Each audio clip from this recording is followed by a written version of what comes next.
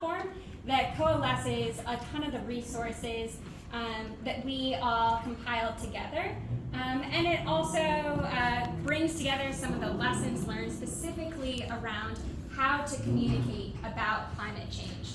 So this was co-created by our working group, many of whom are not able to join us today, but all inform the development and the information that went into this.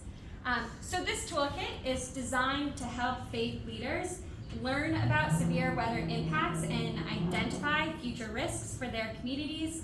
It's also meant to be an easily accessible resource from governments and nonprofits to prepare for extreme weather events. It provides guidance on the language use when talking about extreme weather events or climate adaptation that has come from this group. And then it's also intended to equip each other with knowledge based on our collective experience and resources that we've all encountered. It is developed by faith leaders for faith leaders, though it serves a purpose for many beyond that.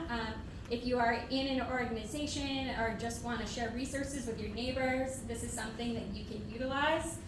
And just to speak briefly about what's inside this toolkit, it includes an overview of the best practices and practices to avoid for climate communication.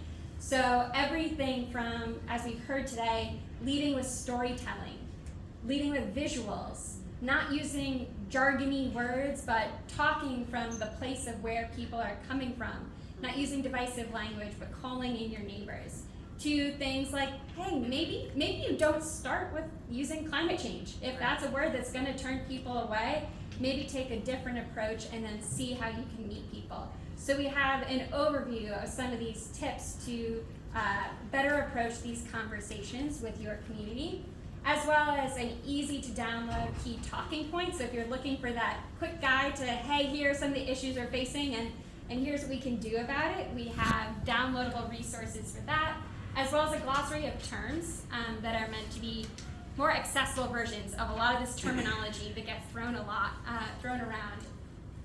It also includes videos from this group, so thank you to those who have already sent us videos, and I will track everyone down who hasn't shared one yet, talking about the impacts of climate hazards in their communities.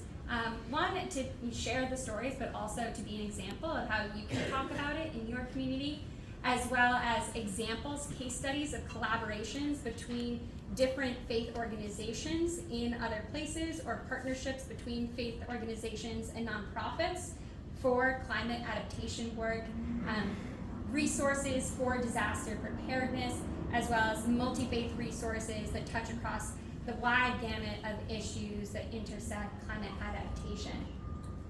There's also a bunch of sort of quick links to get to helpful resources that will continue to live and be a place that we consistently update. It compiles a lot of the risk and vulnerability maps that New York City already makes publicly available, and puts them all in one place, so you have a very easy one-stop shop to find some of that information, as well as sample sermons, tip sheets for houses of worship, guides for emotional and spiritual care, sample climate presentations that you can utilize, some tips for packing your go bag, knowing your rights for disasters, particularly for immigrant populations. And then I'm excited, we just added this because we talked to Susanna about the resources that New York State has. So we said, okay, this is great, it's a living thing, let's put it on there. And that's what this is intended to be, something that we can consistently compile information to have in one place. So here's an example of how you might go into and find the information that we have been looking at as a working group to inform your own practice and preparedness. So I'm very excited this is sort of a preview launch with you all here. We just made this live, though we want to get some initial feedback from folks who are in the room. So we have 2 QR codes here. One is so you can actually go to the toolkit, and then the other one is so that you can scan and give us a quick feedback on how you might use it and other things you would like to see incorporated in there so that other people easily have access. And we will share these links back out with everyone again at the end. But the idea is that this hopefully will be something that we can continue to collaborate on to ensure that people have this information and resources and it's easily and readily available to people. So I think without further ado, I'm actually going to pass it now. Oh, I'm sorry. We are coming up on a short break, but before we give everyone a moment, I do want to pass it over to our wonderful tablers who have a plethora of resources here in person, not just on the website, but here for you to access. So I want to just pass it over for them to say a few words about what you might find out about at their tables and ways you can engage with them. And I'm going to bring you guys some mic.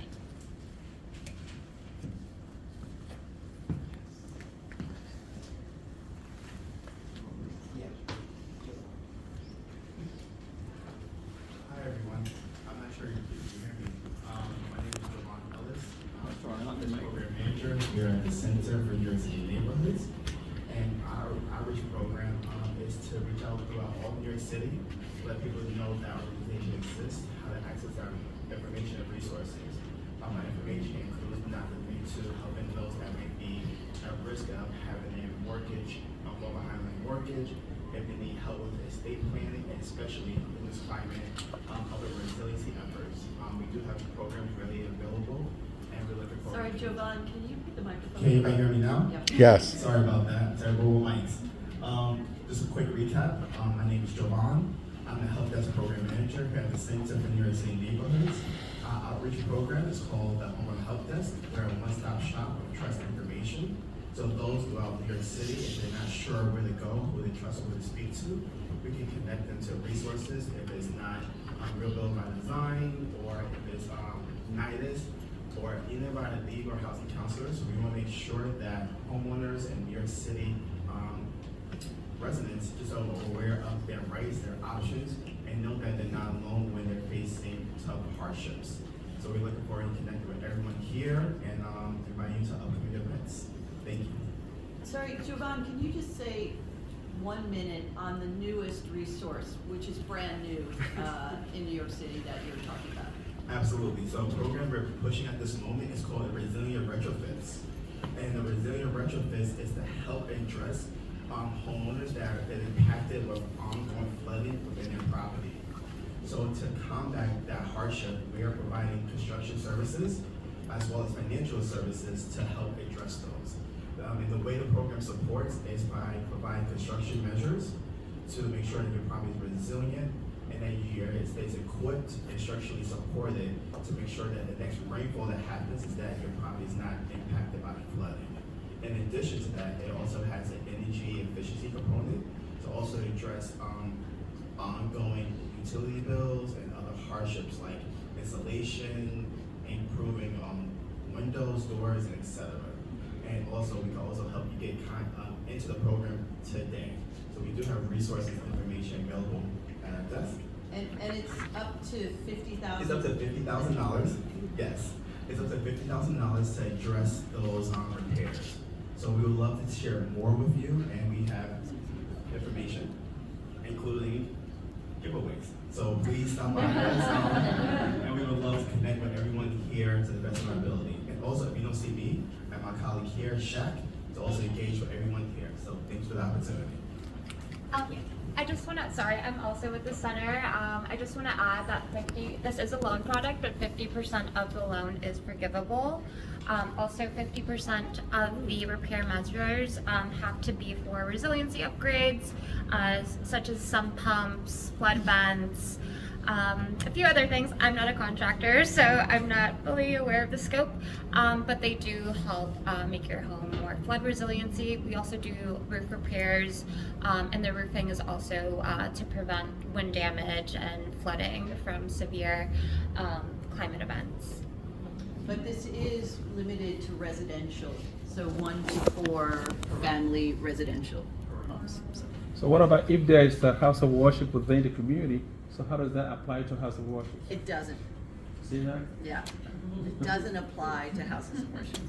And this is, I mean, thank you. So just tying this back to the working group, one of the purposes is to figure out what are the issues that we want to collaborate on. So perhaps one of the issues is fighting for this program to be applicable to houses of worship. So, anyway, go ahead. Sorry, I'd like to add for houses of worship, we also work with NYSERDA, as I mentioned, or as was mentioned earlier. We do have a program called the Energy Hub, which helps houses of worship make their buildings more energy efficient. So if you'd like to learn more about that, you can give us a call and we'd be happy to connect you to the right resources. I do. I just have a really, just maybe it's too nuanced, but